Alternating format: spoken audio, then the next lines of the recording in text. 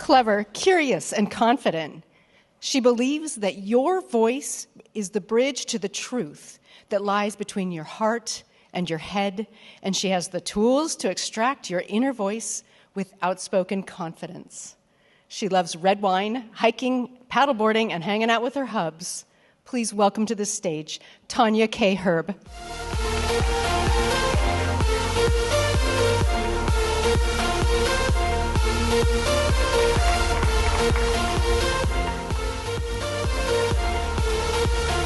Don't waste your time. Well, hi, friends. I have a question for everyone.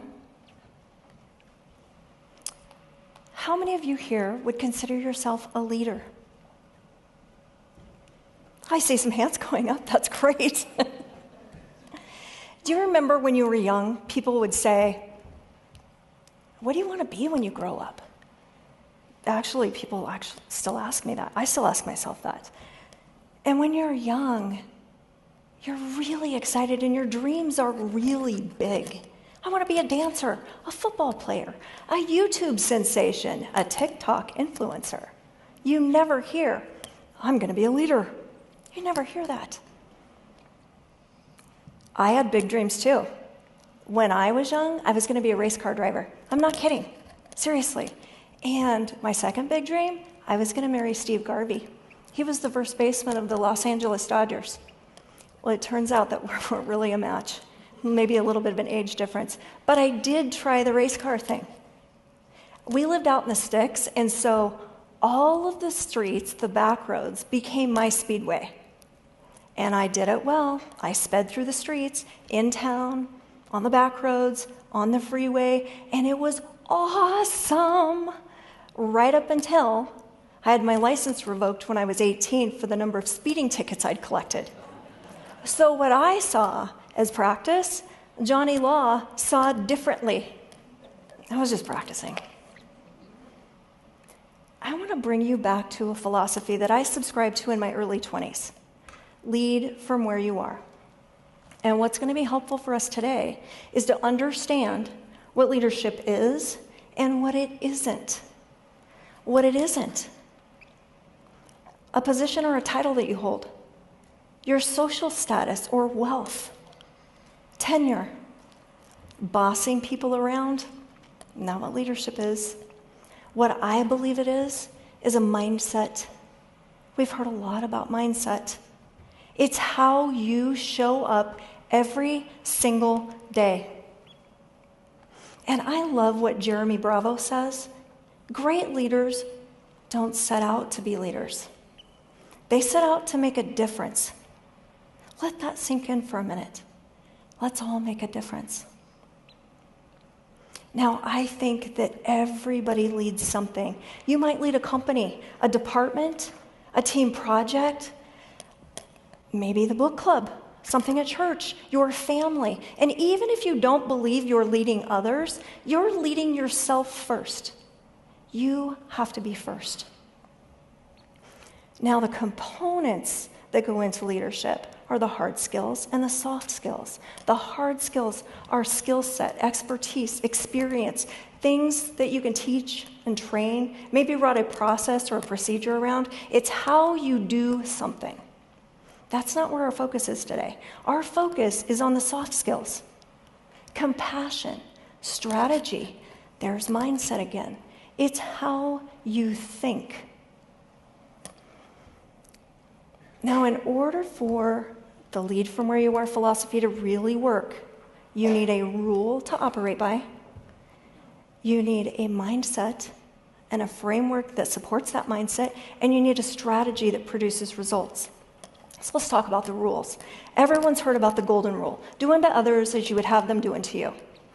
Well, that's a great place to start. And here's the issue with the golden rule. It assumes that every single person wants the same thing. Do you want the same thing as me?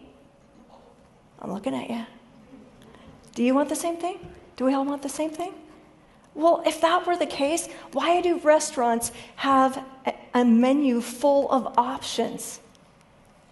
You'd go into the restaurant, you'd be seated, the wait staff would come up. What would you have today? I'll have the thing, please. And for you, sir, the thing, and you, the thing. Everybody wants the thing. It doesn't even make sense when you talk about it like that. I want to introduce you to the platinum rule. The platinum rule, do unto others as they would have done unto themselves. Meet people where they are. Understand what drives them, what makes them tick, and let's celebrate our individuality and our uniqueness. Now, we're going to talk about the bike concept here. And this is the concept that it builds the framework for your mindset. I have a question for you. Do you remember how old you were when you learned to ride a bike? I think I was 5 or 6. Do you remember who was there with you? My dad was with me.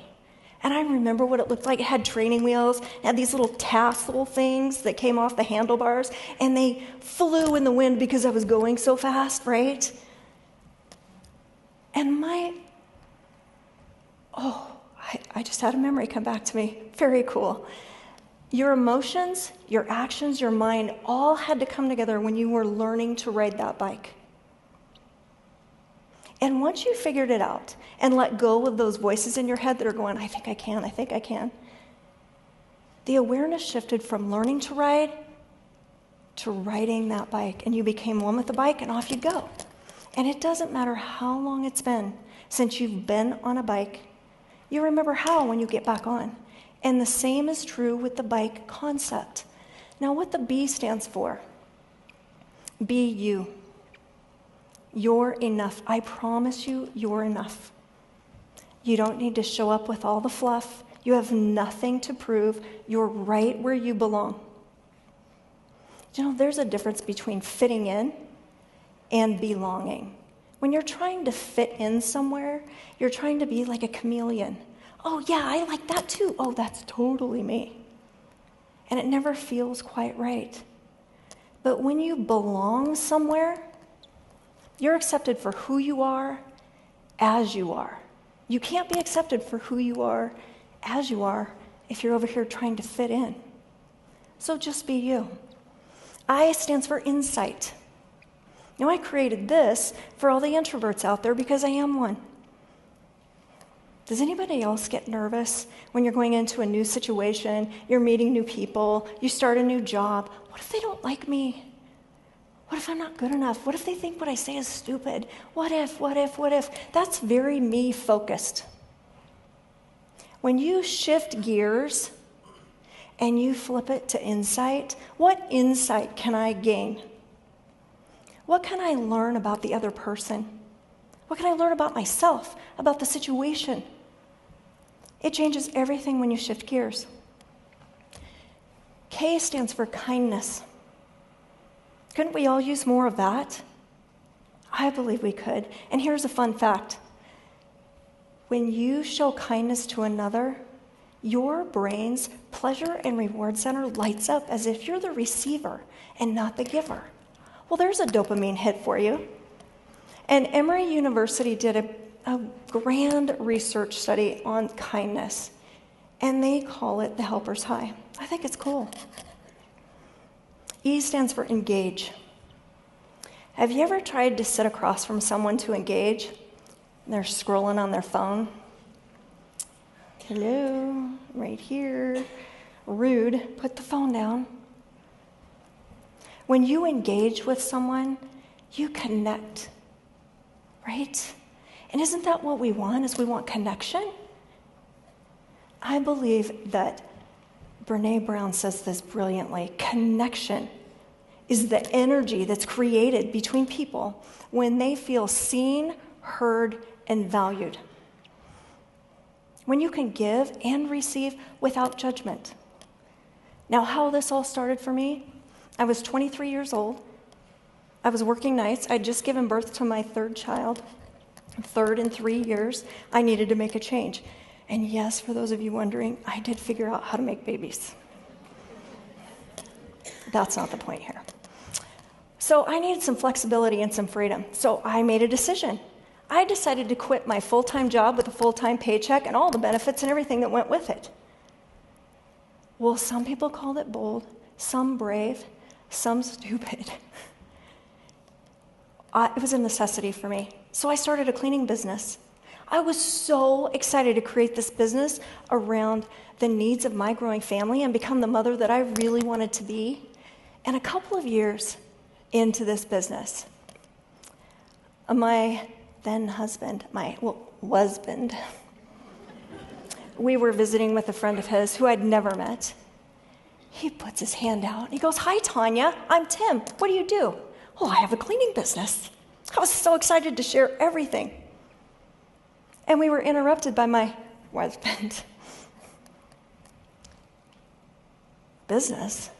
You don't have a business. You clean toilets for a living."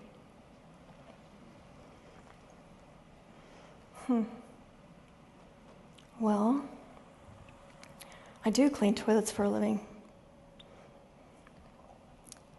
He stated a fact, but I saw it so differently. I didn't need permission to see it bigger than it was. And my clients loved and appreciated the service that I provided, and my friends and family thought it was awesome because when they needed extra cash or a break from the kiddos, you know what I'm talking about, mamas, I hired them.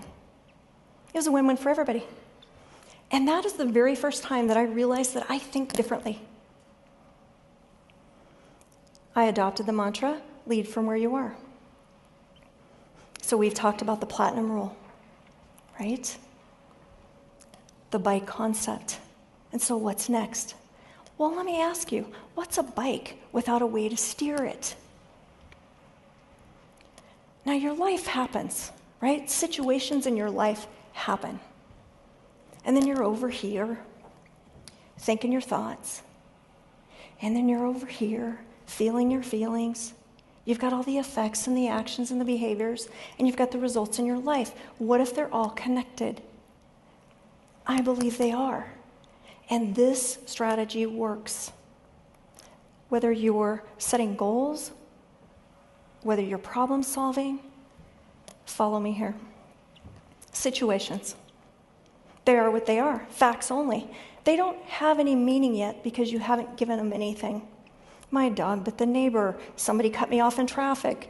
My teenage daughter's got jerked to me. Whatever your situation is, doesn't matter. Put it in the line. Your situation will trigger thoughts. So nothing has any meaning until you give it definition with the way you think. Right? It's the noise in your head. It's simply your opinion. If I say the word peanut butter, everybody in this audience thinks of something different. Some are like, ugh. And I'm like, Situations trigger your thoughts, creating the emotion you have, right? When you really understand that the way you think creates how you feel, you realize you've got some power in your hands. So you've got your situation, it's triggered your thoughts, created your emotion, and it causes effects in your life. The effects line is where action happens. It's your behaviors. Action, inaction, reaction, or response. Now follow me again. Your situation triggers your thoughts, creating your emotions, causing the effects, giving you the results you have in your life. Now, here's the magic. If you are not happy with the results you have in your life, you have an opportunity to take any one of those lines and change it. Are the actions you've been taking supporting the results you think you wanted? Do you like how you feel? Change how you think. It's magical. Now you're aware of the responsibility you have that's in your hands. So let me ask you again. Now you have the tools. You have the rule, the concept, the strategy, and are you willing to call yourself a leader now? Lead from where you are. Who's willing to do that? Do I see hands? More hands? Come on. I'm going to invite you to take life by the handlebars and steer your way around the potholes, over the speed bumps, through the finish line of the situations in your life. Take control. You've got it. Enjoy the ride, my friends.